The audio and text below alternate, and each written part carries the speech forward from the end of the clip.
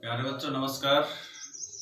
आशा करते हैं कि आप इस महामारी के दौर में आप और आपका परिवार स्वस्थ होगा और मैं ईश्वर से प्रार्थना करता हूं कि आप और आपका परिवार हमेशा स्वस्थ रहे, समृद्ध रहे और सुखी रहे। प्यारे बच्चों 17 मई को मैंने आपको एक टेस्ट दिया था। उसी टेस्ट की कुंजी की मैं आज जारी कर रहा हूं। कुछ बच्चों के जो आंसर थे वो रॉन्ग थे, इस कारण से मैं आपको इन क्वेश्चंस के आंसर आज बता रहा हूं। प्यारे बच्चों, आपको अच्छी तरह से इन उत्तर का आपको मिलान करना है। जो क्वेश्चंस के आंसर आपने गलत दिए हैं उसमें आप सुधार कीजिए। जो कुंजी आज आपके सामने जारी की जा रही है वो इस प्रकार है। जो क्वेश्चन मैंने आपको दिए थे उस पर आप ध्यान दीजिए। जो पहला क्वेश्चन दिया था वो था when did the constitution of India came into effect. पहला जो क्वेश्चन हमने आपको दिया था टेस्ट के लिए वो दिया था when did the constitution of India came into effect. सबसे पहला क्वेश्चन था कि भारत का संविधान प्रभावी रूप से कब लागू हुआ। देखिए, जो भारत का संविधान था वो बनकर तो तैयार हो गया था नवंबर 26, 1949 को, लेकिन उस डेट को हमारा संविधान लागू नहीं हुआ था। हमारे देश का जो संविधान लागू हुआ था, प्रभावी रूप से जो काम करना शुरू किया गया था वो था 26 जनवरी 1950 को। 26 जनवरी 1950 को लागू हुआ था। तो ध्यान दीजिए बेटा, हमारे देश का जो संविधान है वो 26 जनवरी 1950 को लागू हुआ था। Second question, what is the nature of the Indian polity. दूसरा जो क्वेश्चन दिया था हमने, what is the nature of the Indian polity according to the preamble. Preamble ये उद्देश्य का प्रस्तावना होती है जिससे हमारा भारत का जो संविधान है वो शुरू होता है। सॉरी, प्रियम्बल के अनुसार हमारे देश को हम कैसा बनाना चाहते थे, इंडियन पॉलिटी क्या थी। तो उसमें आपने को पता है कि जो प्रियम्बल है भारत के संविधान की वो शुरू होती है वी पीपल ऑफ इंडिया, हम भारत के लोग भारत को कैसा बनाना चाहते हैं, सॉवरेन, सेकुलर, सोशलिस्ट और डेमोक्रेटिक रिपब्लिक। हम भारत को कैसा बनाना चाहते हैं प्रियम्बल के अकॉर्डिंग। उसमें लिखा हुआ है कि भारत को हम संप्रभु, समाजवादी, धर्मनिरपेक्ष और लोकतांत्रिक गणराज्य बनाना चाहते हैं। तो प्रियम्बल के अकॉर्डिंग हमारी जो इंडियन पॉलिटी होगी वो कैसे होगी, अकॉर्डिंग टू प्रियम्बल हम अपने भारत को कैसा बनाना चाहते हैं, सोवरेन मतलब संप्रभु। दूसरा उसके अंदर सोशलिस्ट समाजवादी। तीसरा जो वर्ड दिया गया था वो था आपका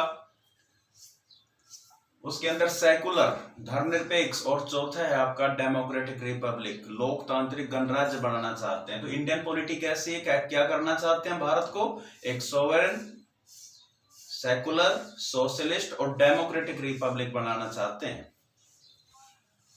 फ्रॉम विच कंट्री, तीसरा जो क्वेश्चन था, from which country have we taken our preamble. अब देखिए इसमें जो क्वेश्चन था वो था कि हमारी जो प्रियम्बल है हमारे संविधान की वो हमने कौन से देश से ली, कौन से देश से इसको बोरो किया। आपको सभी को पता है जब हमारा संविधान बना तो उसका जो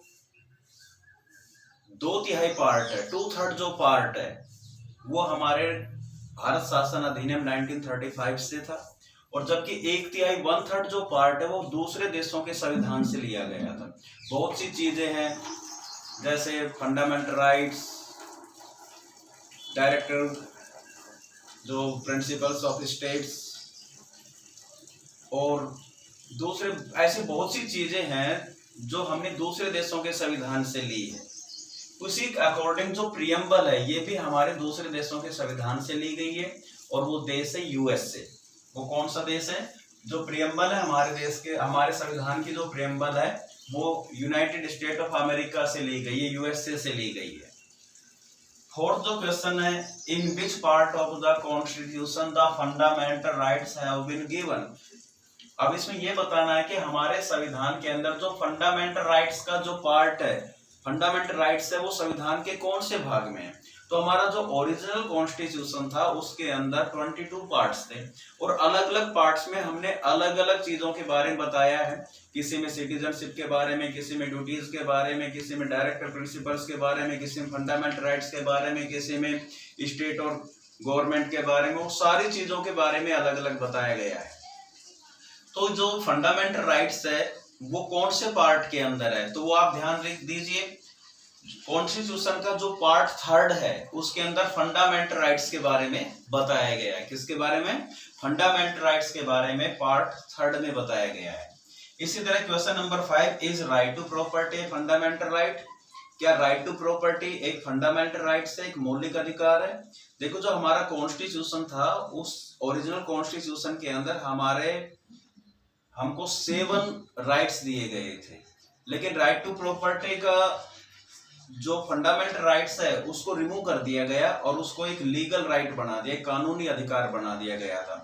सरकार जो वेलफेयर का काम कर रही थी, कुछ जनहित के काम कर रही थी, तो राइट टू प्रॉपर्टी वो उसमें बाधा बन रहा था। इस कारण से हमारे जो ओरिजिनल कॉन्स्टिट्यूशन में जो 7 फंडामेंटल राइट्स दिए गए थे उनमें से राइट टू प्रॉपर्टी को रिमूव कर दिया गया था। इस कारण से हम कह सकते हैं कि जो राइट टू प्रॉपर्टी है वो फंडामेंटल राइट अब नहीं है। नेक्स्ट जो क्वेश्चन है, how many fundamental rights are there at present in our constitution? At present पूछा गया है इसके अंदर। ओरिजिनल कॉन्स्टिट्यूशन में 7 थे, लेकिन इस समय हमारे देश के संविधान के अंदर 6 फंडामेंटल राइट्स हमें दिया गया है। उसके अंदर जो पहला राइट टू इक्वलिटी, दूसरा राइट टू फ्रीडम, तीसरा right against exploitation, fourth cultural and educational right, fifth है आपका right to freedom of religion और लास्ट का जो आपका है राइट टू कॉन्स्टिट्यूशनल रेमेडीज। ये और राइट टू प्रॉपर्टी को रिमूव कर दिया गया, तो अब हमारे एट प्रेजेंट हमारे कॉन्स्टिट्यूशन के अंदर 6 फंडामेंटल राइट्स बचे हैं। What does EVM stand for? जैसे आपको पता है कि इलेक्शंस के अंदर पहले बैलेट पेपर होते थे, बैलेट पर मोहर लगाकर जो वोटर्स थे वो अपने वोट को कास्ट करते थे, लेकिन कुछ सुधार किया गया इलेक्शन प्रोसेस के अंदर और इलेक्शन कमीशन के द्वारा वोटर्स को ईवीएम की फैसिलिटी प्रोवाइड की। ये इलेक्ट्रॉनिक वोटिंग मशीन है। क्या है ये? Electronic voting machine. तो EVM stand for electronic voting machines. अगले जो क्वेश्चन है उसके बारे में अभी हम आपको बता रहे हैं। Who said it that the सबका साथ सबका विकास? ये जो स्लोगन था ये किसने दिया? Who said सबका साथ सबका विकास? तो ये हमारे देश के जो प्राइम मिनिस्टर नरेंद्र मोदी, उसने ये स्लोगन दिया था, सबका साथ सबका विकास। Next question, who is the head of the state in India? Bharat के अंदर हेड ऑफ द स्टेट कौन होता है? देश का मुखिया कौन होता है? देखो, 2 तरह की बातें होती है इसके अंदर, एक होता है हेड ऑफ द गवर्नमेंट, एक होता है हेड ऑफ द स्टेट। तो head of the state president होता है, जबकि head of the government prime minister होता है। इस चीज को आपको ध्यान रखना है कि head of the state president और head of the government prime minister होता है। नेक्स्ट क्वेश्चन है, who present budget in the parliament? बहुत से बच्चों ने ये क्वेश्चन को गलत किया है, ज्यादातर बच्चों ने इसको प्राइम मिनिस्टर लिख दिया है इसके अंदर। बेटा ध्यान रखिए, जो बजट का काम वो फाइनेंस मिनिस्टर का होता है। देश का जो वित्त मंत्री होता है वो बजट पेश करता है। Who presents budget in the parliament? के अंदर बजट कौन पेश करता है? पार्लियामेंट के अंदर बजट फाइनेंस मिनिस्टर पास करता है। इस चीज को आपको ध्यान रखना है।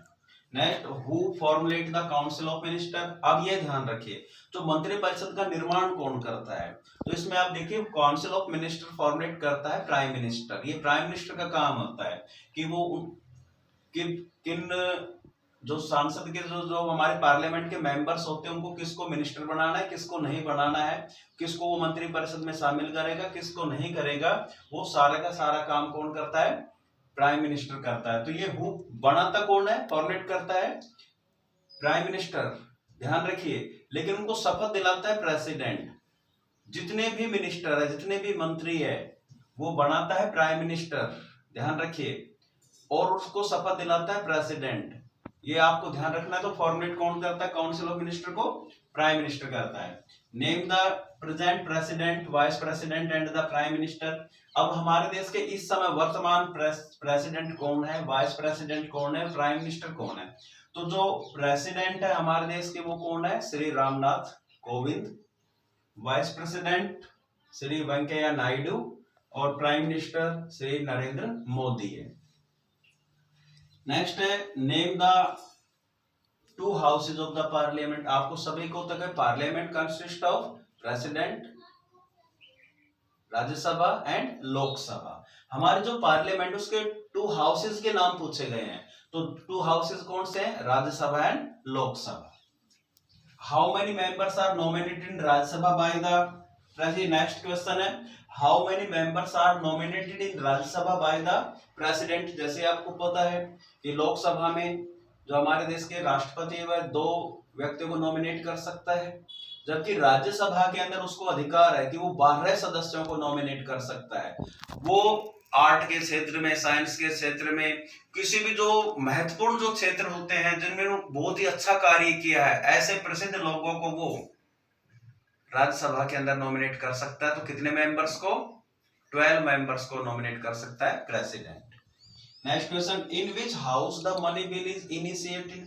हमने आपको पहले भी इसके बारे में पढ़ाया गया है कि जो ऑर्डिनरी बिल होते हैं वो पार्लियामेंट के किसी भी हाउसेस के अंदर पेश किए जा सकते हैं, लेकिन मनी बिल केवल लोकसभा में ही पेश किया जा सकता है। सबसे पहले उसको कौन से हाउस में लाया जाएगा? लोकसभा में इनिशिएट किया जा सकता है। सबसे पहले वो लोकसभा में ही आता है money bill. Who appoints the chief justice of the supreme court? Supreme court के जो मुख्य न्यायाधीश है उसको कौन अपॉइंट करता है? उसको कौन करता है? प्रेसिडेंट ऑफ इंडिया, भारत का जो राष्ट्रपति है वो चीफ जस्टिस को अपॉइंट करता है। Next question what is pi? PIL a public interest litigation है। ये जनहित याचिका है। पब्लिक इंटरेस्ट लिटिगेशन मतलब जनहित याचिका, सरकार का कोई ऐसा कार्य या ऐसी कोई पॉलिसी जिसे देश के लोगों को बहुत ज्यादा नुकसान पहुंच रहा है, हार्म पहुंच रहा है, तो कोई भी व्यक्ति पोस्ट कार्ड के माध्यम से या किसी भी तरीके से कोर्ट के अंदर पीआईएल लगा सकता है, जनहित याचिका लगा सकता है। कोर्ट उस पर संज्ञान लेता है। यदि वो बात सही पाई गई तो कोर्ट सरकार के ऐसे कार्यों पर रोक लगा सकता है। तो ये पब्लिक इंटरेस्ट लिटिगेशन होती है, जनहित याचिका होती है ये पब्लिक इंटरेस्ट लिटिगेशन। नेक्स्ट है in which year 73rd and 74th amendments were passed? अभी 73rd और 74th अमेंडमेंट के बारे में, लोकल सेल्फ गवर्नमेंट के बारे में आपको हमने बताया था कि 73वां और 74वां जो संविधान संशोधन है वो कब पास हुआ? वो 1992 के अंदर 1992 के अंदर पास हुआ था। 73rd जो अमेंडमेंट है वो रूरल लोकल गवर्नमेंट से था, 74 था वो अर्बन लोकल गवर्नमेंट से रिलेट था। तो ये पास कब हुआ? हमारा 1992 के अंदर। इसी के द्वारा ही जो हमारी लोकल गवर्नमेंट है वो मोर पावरफुल बनी थी। नेक्स्ट है 1/3 of the total number of seats of panchayat are reserve for. आपको पता है कि 73rd अमेंडमेंट के तहत ही 1/3 पंचायत की जो सीटें होती है लोकल गवर्नमेंट के अंदर, जो सीटें हैं वो 1/3 सीटें किसके लिए रिजर्व कर दी गई थी? वो वुमेन के लिए। वुमेन के लिए 1/3 सीट रिजर्व है पंचायत राज बॉडीज के, लोकल बॉडीज के अंदर। Next question right one feature of federation. Federation की कौन सी फीचर? कोई भी एक फीचर्स आपको इसमें बतानी, बहुत सी इसकी फीचर्स है। जैसे इसकी पहले फीचर्स है division of powers between central and state government, पहले फीचर है। इसका सुपरमेसी ऑफ कॉन्स्टिट्यूशन, संविधान की सर्वोच्चता है। बाइकैमरल लेजिस्लेटिव है। ड्यूअल पॉलिटी होती है इसके अंदर। और sources of both the government, separate जो सोर्सेज है तो दोनों गवर्नमेंट के अलग अलग होते हैं। और रिजिड कॉन्स्टिट्यूशन, कठोर संविधान होता है। तो ऐसी बहुत सी ऐसी फेडरेशन की फीचर्स है, उनमें से कोई भी आप एक लिख सकते थे। तो इस तरह से जो टेस्ट हमने दिया था उस टेस्ट के 20 क्वेश्चंस के आंसर मैंने आपको बताए हैं, और इसी के अंदर इसकी एक कॉपी मैं आपके पास सेंड कर रहा हूं, उसको आपने अच्छी तरह से मिलाना है। और प्यारे बच्चों ध्यान रखिए, जो भी टेस्ट आपको दिया जा रहा है उसका फीडबैक उसको करके आप अपने टीचर्स के पास जरूर भेजें। इस बात का आप विशेष आपको ध्यान रखना है। Thank you.